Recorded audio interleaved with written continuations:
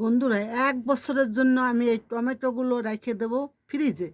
দেখুন আমি কিভাবে রাখি এবং কিভাবে কিনেছি। এই টমেটোগুলো এই যে বোটা আছে, এই বোটা সমেত কিনতে হবে। তারপরে ধুয়ে ভালো করে পরিষ্কার করে লবণের জল দিয়ে ধুতে হবে। ধুয়ে পরিষ্কার করে আমি আনিছি।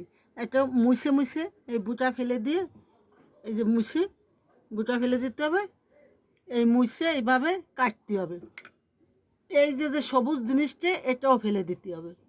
এইভাবে ফেলে দিতে হবে, এইভাবে ফেলে দিতে হবে। তারপরে এইভাবে কাটতে হবে। এই যে এইভাবে কাটে, এই যে এইভাবে কাটে, এই যে রাখলাম। এইভাবে কাটতে হবে সমস্ত কিছু। এইভাবে কাটে সবগুলো এইভাবে বুটা ফেলাই দিয়ে এইভাবে কাটে রাখতে হবে। রাখে এখন আমি যা করব, আমি এই টমেটোগুলো সব তুলে নিচ্ছি, কাঁচাগুলো সব তুলে নিচ্ছি। এই যে তুলে ফ্রিজের ভিতর প্রায় 12 ঘন্টা রাখতে হবে। 12 ঘন্টা। দেখুন আমি নিয়ে যাচ্ছি ফ্রিজের ভিতর। ফিরে আসলাম। দেখুন বন্ধুরা, ফ্রিজের ভিতর রাখলে এইরকম হবে। এই দেখুন কীভাবে শক্ত হয়ে গেছে, এইভাবে শক্ত হয়ে যাবে। এই যে এই দেখুন কীভাবে শক্ত হয়ে গেছে, এইভাবে শক্ত হবে। শক্ত হলে পরে আমরা বেরোয়ে একটা কৌটো, মুখ আটকিয়ে কৌটো রাখতে হবে। এই দেখেন আমি রাখেছি, মুখ আটকিয়ে কৌটো রাখতে হবে। 1 বছর পর্যন্ত ভালো থাকবে, সুন্দর থাকবে।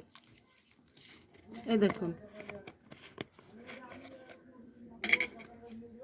এই দেখুন কি সুন্দর রয়েছে। 1 বছর পর্যন্ত আমি এই টমেটো আমি খাবো, সবাই খাবো আমরা। অনেক ভালো থাকবে, অনেক সুন্দর থাকবে। টমেটো তো পরে দাম হয়ে যাবে, এখন হয়তো কম দাম আছে, এরপর তো দাম হয়ে যাবে।